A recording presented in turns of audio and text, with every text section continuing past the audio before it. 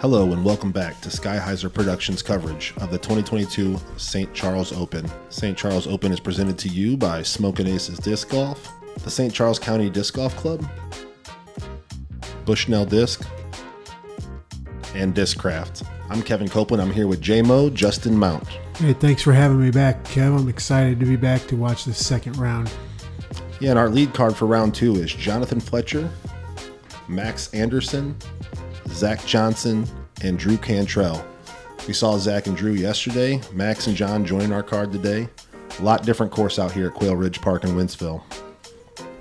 We're still going to have the wind as we did yesterday.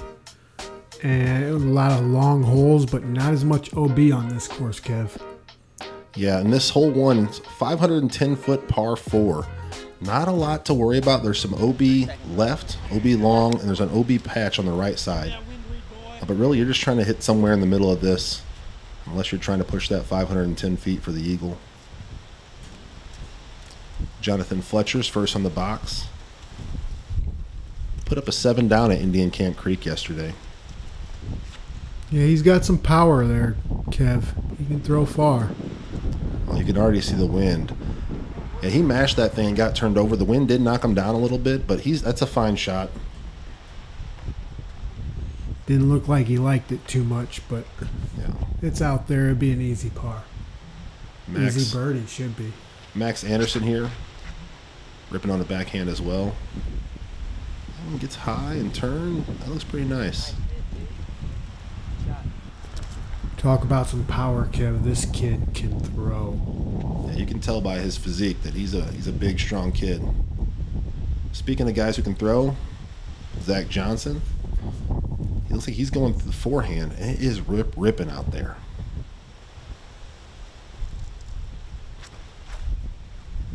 Ooh, that's really turned.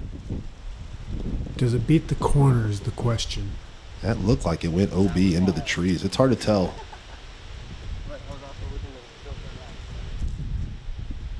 Drew Cantrell also returning onto our card today. He's going to throw a backhand.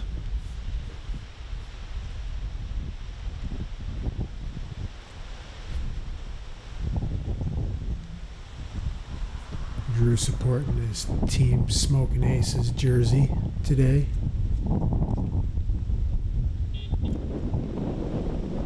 Drew has excellent form, nice and compact. Really rips both backhand and forehand. That'll do. And that one got knocked down as well, but he's in a fine spot to approach for his birdie. That looks a little inside of where he was trying to go. We'll have a long look at birdie.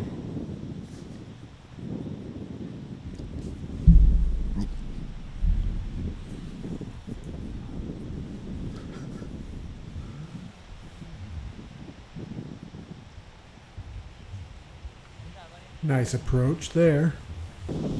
Jonathan skips a little longer than he was hoping for, but he'll have a putt. Max blocked off by this tree a little bit, throwing the hyzer. That wind really carried that over once he got around that tree. You see Zach back here. It looks like he probably was inbounds. He's down there by hole 9's tee pad. Actually, he's got a really good look up to the basket from there. There's not really much in his way with the forehand hyzer shot. Looks like he gives it a little too much. Oh, no, that's perfect. Didn't realize how close our camera was to the basket there. It's a great shot from Zach. Max putting for birdie.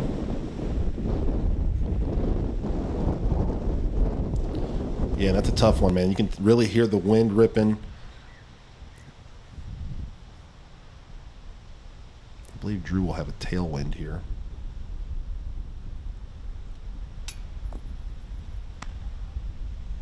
Maybe not. That stays floaty and hits band. Let's see if Jonathan can convert.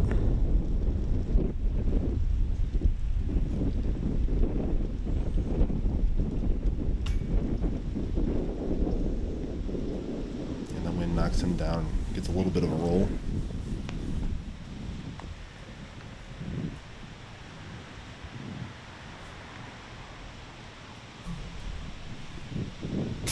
There's a lot more commotion on this park too, a lot more to deal with. So we'll see how our card handles that today as well. Yeah, definitely more. Definitely more distraction.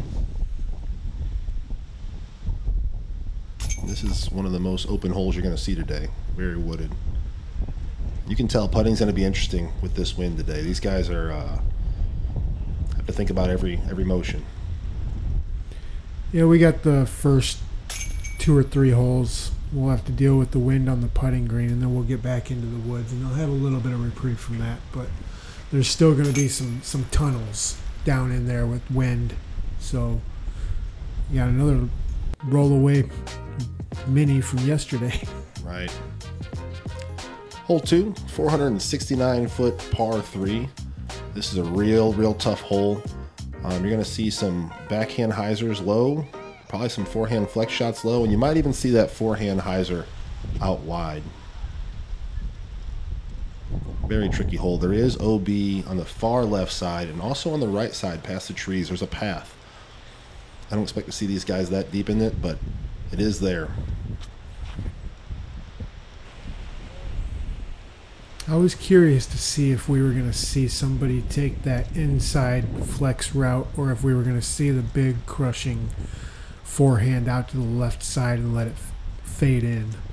Yeah, it looks like Zach got caught up somewhere early. Jonathan. He's going to go with the backhand. Keeps it low and out of the wind. Did get turned a little bit. Hard to tell where that one ended up.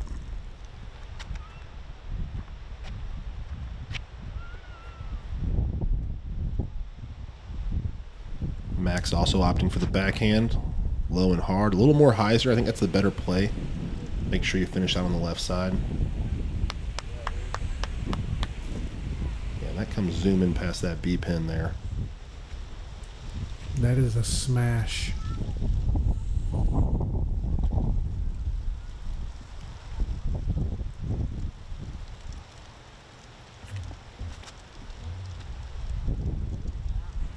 Drew Powers one. That looks like it's getting turned late as well. Yeah, he's definitely going to get caught up in that right side. Looks like he will have that forehand approach. Little chip hyzer around the corner. Keep it low.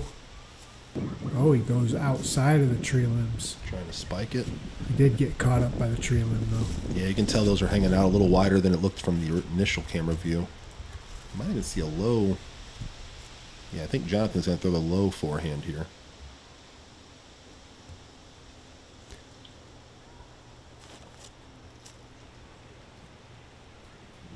Skippy angle. He'll have a putt.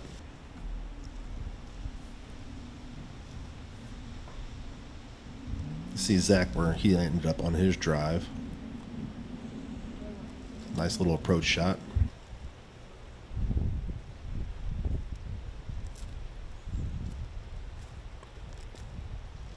Ooh, Max gets that elevated and it floats away. Stays close enough for him. Should have a tap in 3.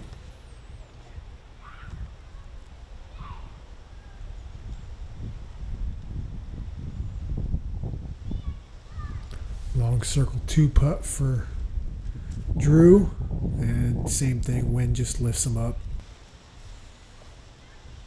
And he's left a little more than he'd like.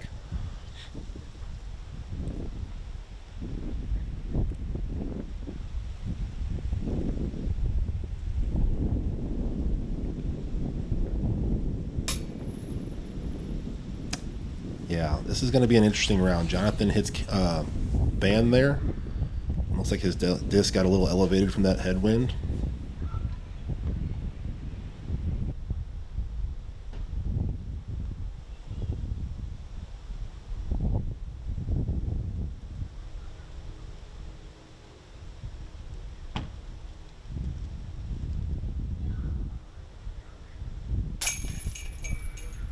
Drew does make good.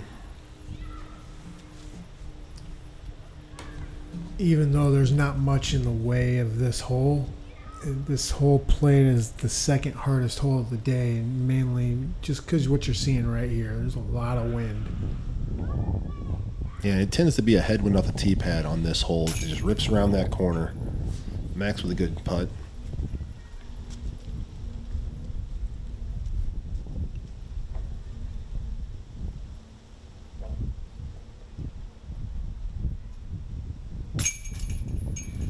Zach with the par.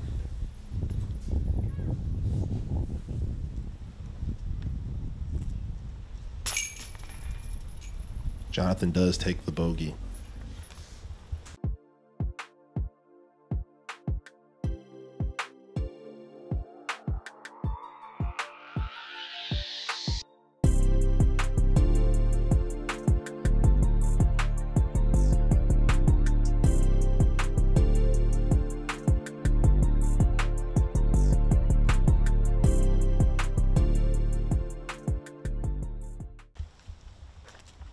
We're here on hole 3. It's a pretty specific shot. You have a slightly low ceiling off the tee pad, and you're throwing up a small hill. I'm going to get this one out and then turning right. I'm kind of surprised to not see the forehand here from Zach. Do you want to get it out and turning right, though, Kev? I mean, you want to throw something more overstable that turns right and then comes back out of it, right? Where this is, I think from that angle, I like to throw just the turnover that stays holding. Oh, you like to go wide. Yeah, kind of throwing it out towards that V in the trees there and letting it drift right a little bit. Okay. 385 foot, par 3, and it does get wooded towards the end here. This is the shot I'm kind of talking about. It's really, the pin's almost dead straight off the tee pad. Just got to get through that last 100 or so foot of wooded hole. Jonathan also throwing backhand here.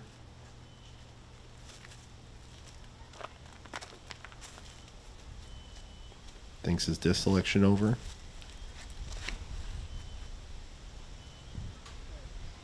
Pushing this straight.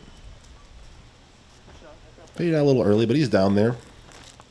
It'll be a nice little up and down.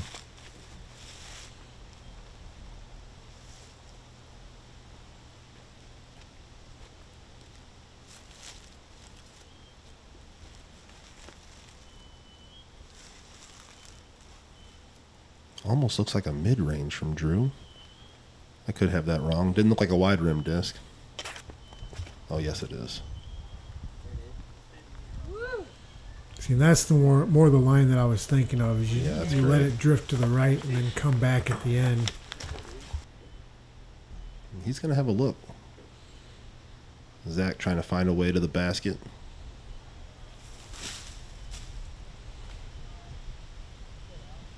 Wow. He really had to manufacture a shot there, and he executed it well. That was amazing. He played the pick a hole. Get it. Oh, it faded out. Max giving that one a run. Stays inside the circle.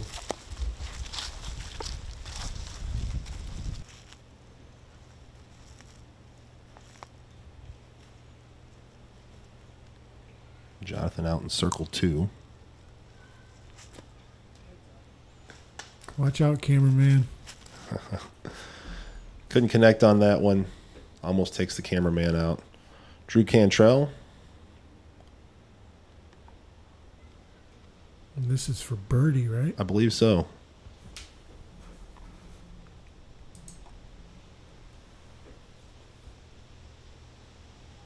Connected. He makes good. Gets back to even par for the round.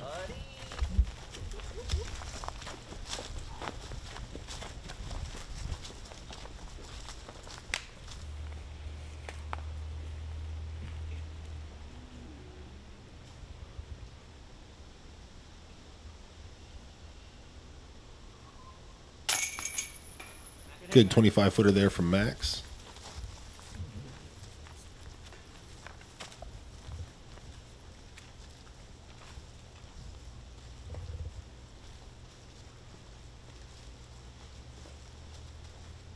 Jonathan also looking for a par here.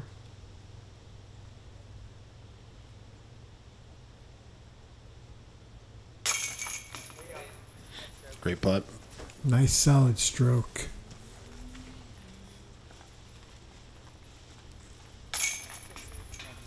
Zach takes his par.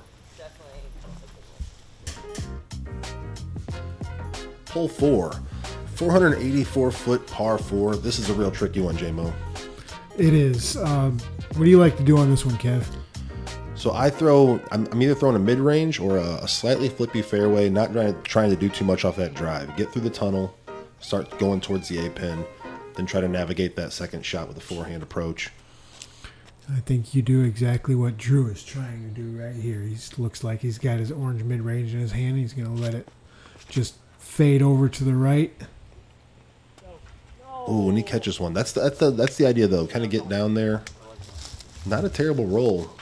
That left side lends you more of an angle to get towards the basket on your second shot. This is more of my line right here. Throw this little hyzer, flip up to flat, glide it back over to the right after you miss these trees right here. Try and beat that corner. And he's going to run down into those small trees, which is going to make a little bit of a difficult approach, but it's going to be fairly close, and he should be able to find a pocket to get through.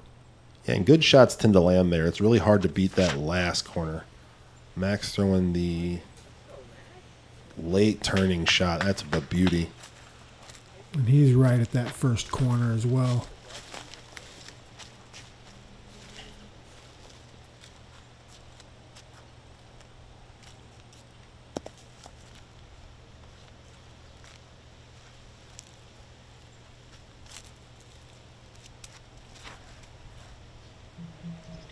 It's a little bit too much angle out of his hand. Is he going to fight through? Oh, wow. Holy cow. How do you get through there like that? Apparently there's a new line I did not know about. He's going to be excited to see where his disc is, even though he's not in the circle, I don't believe. He's long. Yeah, I don't think anybody on that card is going to realize how far he is until they get up there. As you're seeing from this angle right here, there's no line through there. So that's nuts. I've been bad on predicting the outcome of shots. I thought he was too turned over, but I mean, he was too far turned over. Knowing the course, you know that he was too far turned over. But, you know, there's the luck factor, too. Sometimes they say it's always better to be lucky than good sometimes. Now, I'm not saying that Jonathan's not a good player, because he's a great player. But, you know, the luck factor comes in it sometimes. Take what the course gives you. I mean, Zackeriath went down into the same area, and look what he has to deal with. He goes a little long. And I believe that's circle. Jonathan right there. Oh, so he's actually in the circle. Wow. That's a crazy shot.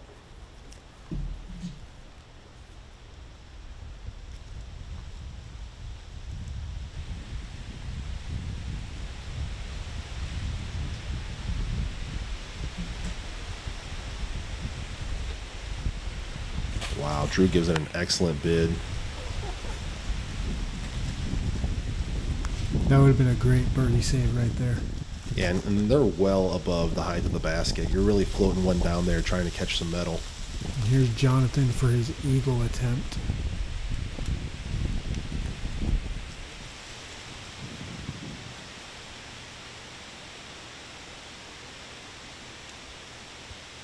Oh, the wind just took it down. He gave it a little nose down and catches the bottom of the pole under the basket. Tap in birdie, though. That would have been your only eagle on the day. Yeah, and I'm not surprised. It's so hard to get all the way down there.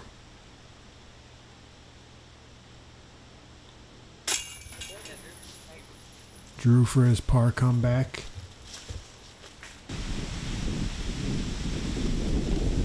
Looks like Zach might have a little bit of a tree to deal with and a big headwind, according to those leaves.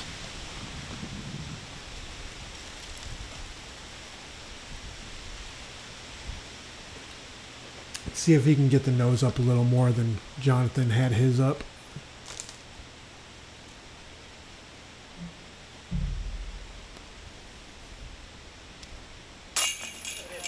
Makes good.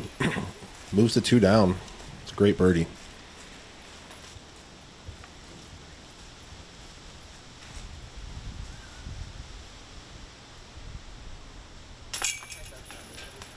Max also to get his birdie.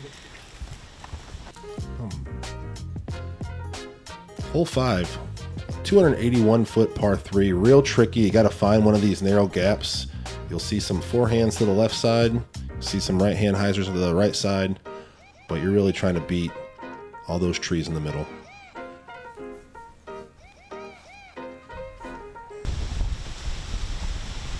And look at that wind. It's like Zackeriath is eyeing that forehand hyzer. The one thing you don't want to do on this hole, Kev, is pull it off to the right and go down that big hill on the right. That's how you play it, right? Oh yeah, it's brutal down there.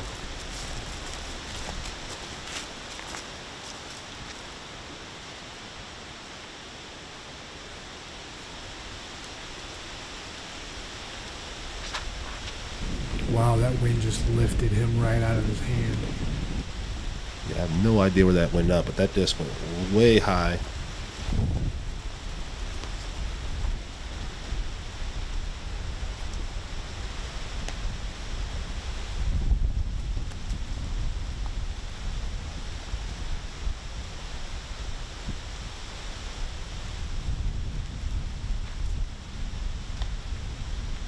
Yeah, and you see that happen a lot. You just challenge the trees with the backhand and see what happens.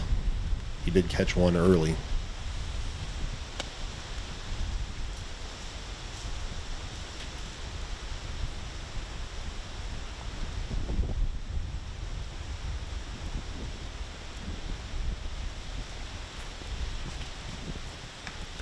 Really tough hole with all that wind coming up in there. It's really hard to keep the nose down and out of the wind when you have to throw it up the hill like you have to.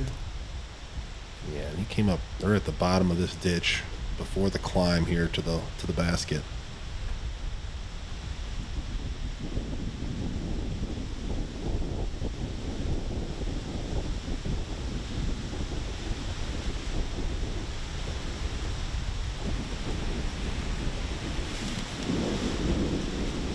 Hard to see what happened there.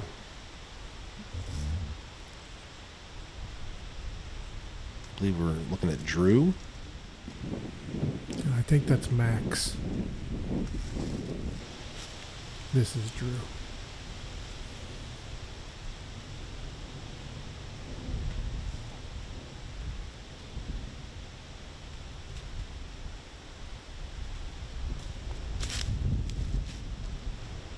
Kisses a tree up there, but he advanced the disc quite a bit. Real tricky from where he's at the bottom of that hill.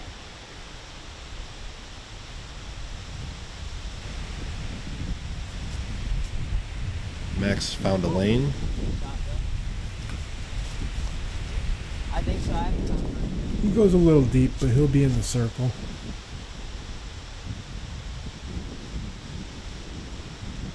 Have you ever seen a more difficult 281 foot hole?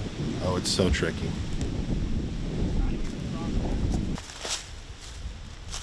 I feel like I see more consistent results with the forehand line around the left ridge there. That's probably a line you're looking at as a lefty backhand player. I try to go more inside than the outside ridge. Yeah. My play is I just try and get up to the short pin. I'll try and fade straight up the hill, go up straight up the hill and then fade out to the right a little bit with a mid-range and get it up to that short pin area, and then it gives me that lane straight up to the basket for an easy three where I don't have to fight through all these trees on the left.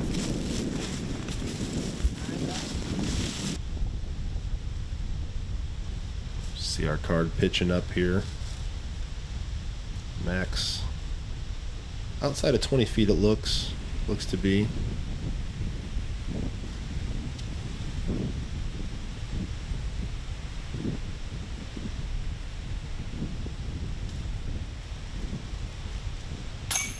Makes good on that one. That's a good putt. You know it's windy up there at the top of that hill. Yeah. You definitely seen the leaves blowing. That was for his 4.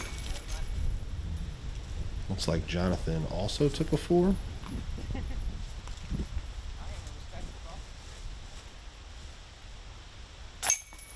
as Yeah, well. I think it's a pretty common score on this hole. As we saw, this hole played .46 over par, and there were no birdies. Wow. Hole 6, 263-foot par 3. This is a fun shot, a real tight tunnel off the tee pad, but it's basically just straight. If you throw it straight from the tee pad, got about a 265-foot shot. Yeah, as long as you miss these two first trees and get it through straight, you're gonna be seeing that's the tree. Yeah, Zach hits that one dead in the middle. You really want to go to the left of that one and just keep the disc going straight. Putter or mid-range seems to be the play here for most players.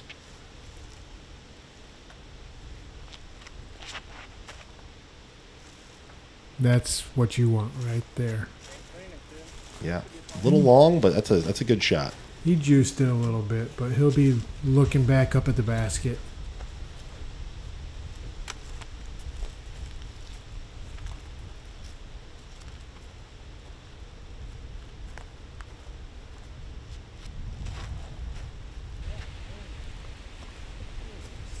Jonathan gets caught up towards the end of that initial gap. You'll have 100 to 150 left. He's through the main tunnel, so he'll be an easy up and down. The keys just get through this tunnel. I mean, you can only throw it whatever you can do, and then you're by the grace of the gods once you get it through that tunnel to see what you can get out of it. Yeah, Drew left that a little on hyzer, and it faded out early.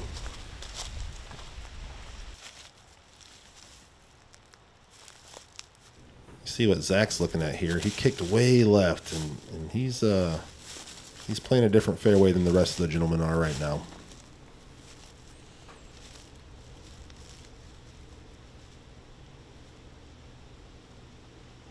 Yeah, I don't even know where the basket is from here. Well, hopefully he does. He throws that hyzer, comes up a little short. Circle 2, it looks like. I will take it, absolutely. He'll have a downhill putt from there. Probably about 45. Not much in the way for Jonathan, but he throws that a little soft.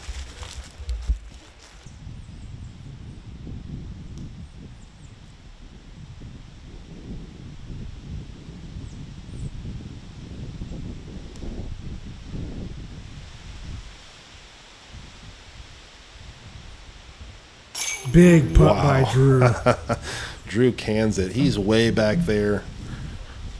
No jump necessary from that. That looked to be about 60 feet.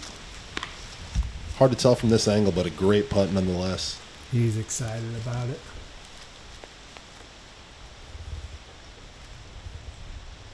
This is for Zach's par. He wants no part of it. Yeah, it slopes downhill. They got that wind to deal with. Let's see if Jonathan can make. Yeah, great putt. He needed that one. Practice throw. I'm just joking, Jonathan. Zach takes a bogey. Moves him from 2 down to 1 down. And this is Max's drive. He's way down there. Little less wind to deal with. Let's see if he can get this one in the basket. Little uphill.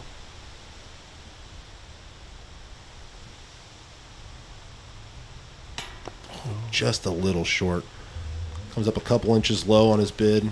We'll have a tap in par though.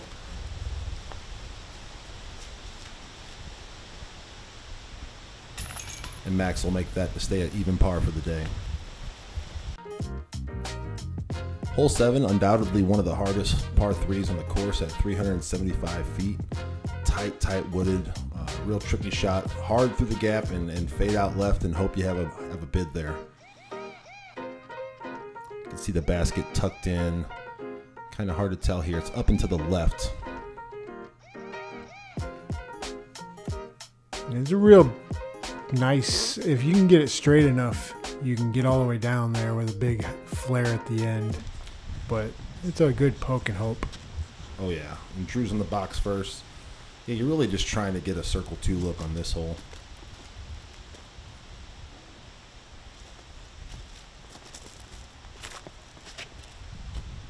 Drew Powers.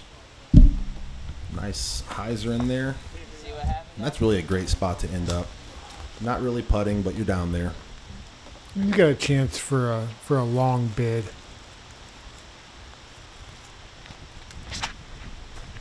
Max also throwing backhand. I don't think we'll see any forehands on this hole. No, not unless they're going to try and put down a forehand roller. Yeah, he ended up real close to where Drew's at, and I think they'll both be happy with that. On this hole, if you hit an early tree, it really could be really tricky to get up and down. And if you do hit a tree, make sure you don't go right. Oh, yeah. Jonathan laces one up there. He is almost certainly in circle 2, and that's one of the best drives you'll see on the day, for sure.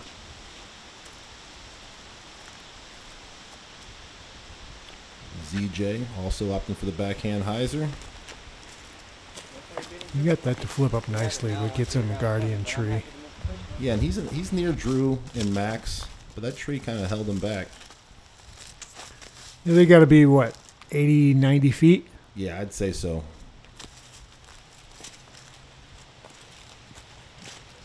Yeah, and taking par here, you're not losing strokes on people.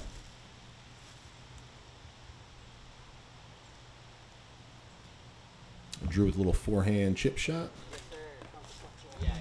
Under the basket.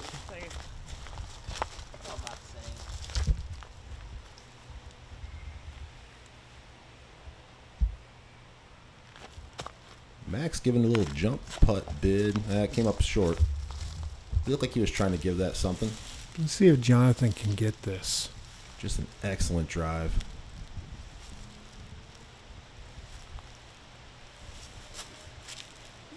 Oh! Ooh, just hits left side chains.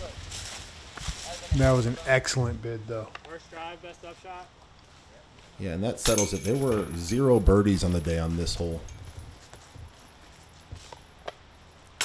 I'm guessing not too many people even had a look as good as Jonathan's. Hole card plays it for par, and I think they're going to be happy with that. Almost had that known.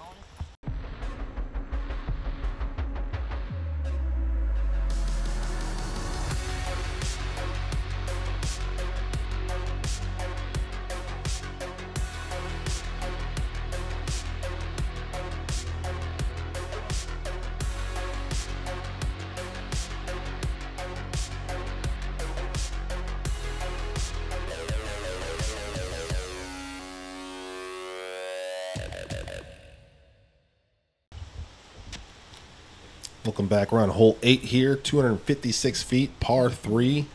This is kind of a slow, drifting turnover shot for a lot of these players. Not much of a forehand line here.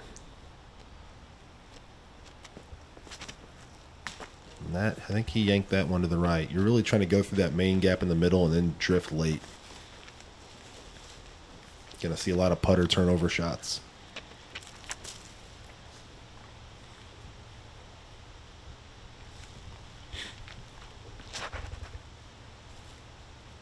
And this is kind of what I'm talking about here. This is looking pretty good. Gets out a little too far to the right, comes up short.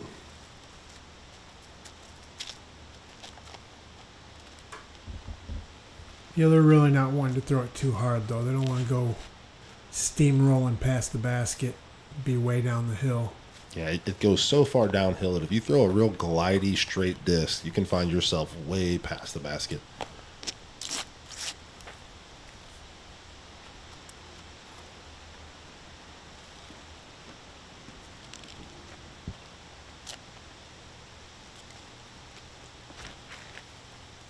Zach throwing a pretty straight shot. Not much turn there. That's going to be real good. And that's how you throw the shot. Yeah, I think you can mark that one up there, Kev. Yes, absolutely. And where Drew's at here, these upshots can be tricky because it's so far downhill. Looks like he was another late release into the trees on the right.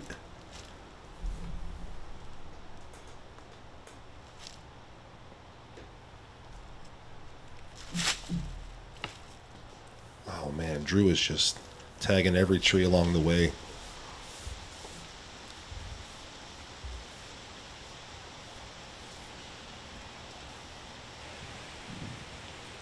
This is one of them holes where if you do not get at least a par on it, you feel really bad.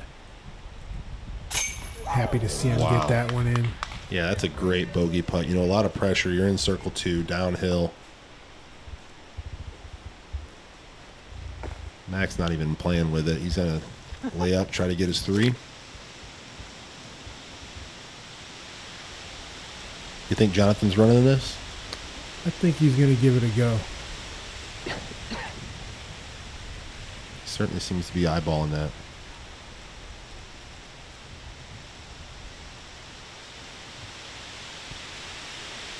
Give it a little nose down spin.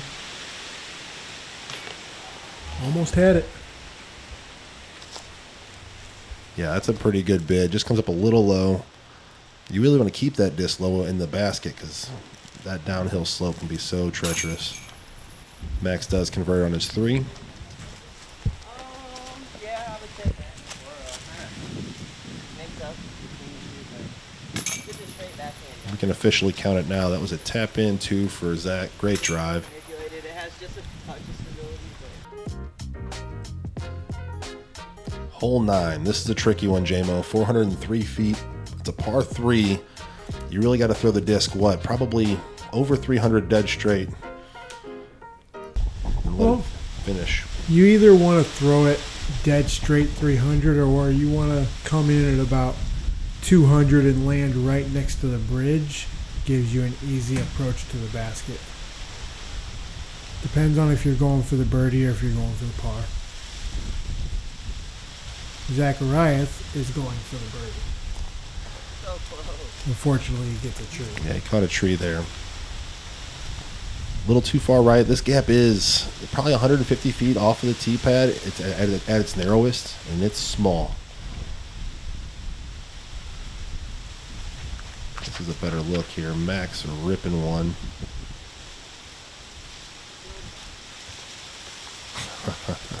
That is massive. That is an excellent drive. You can see he's maybe just inside the circle. Excellent drive. It's so hard to get clean that far on this hole.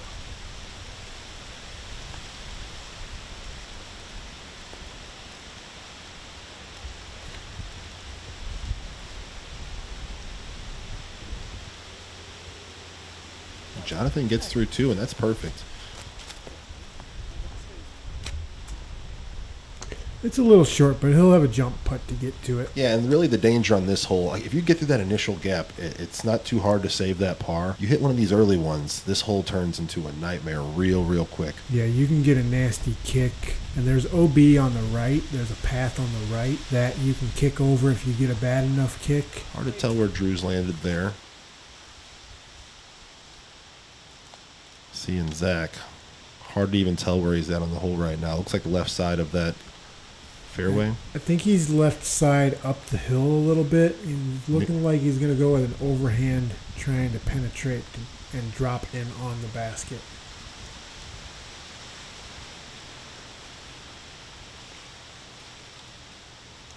A lot of trees in between him and the basket, though.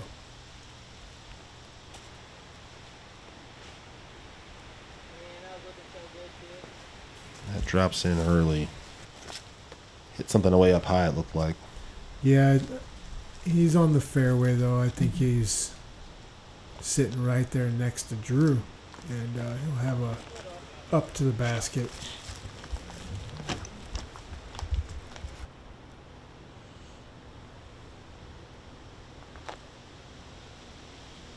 Throwing that Sky Annie putter shot. Perfect touch on that. That's one of my favorite things.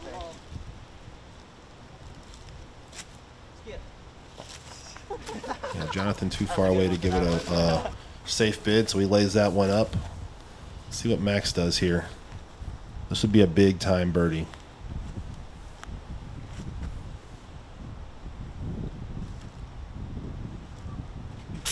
That is huge. That's strokes on folks, Kev. Yeah, that's an excellent putt. That is your only birdie on the day. Yeah, just great execution there. Great drive. Makes good on the putt. Takes a stroke on the entire field. As the rest of our guys tap out, Zach taking his bogey.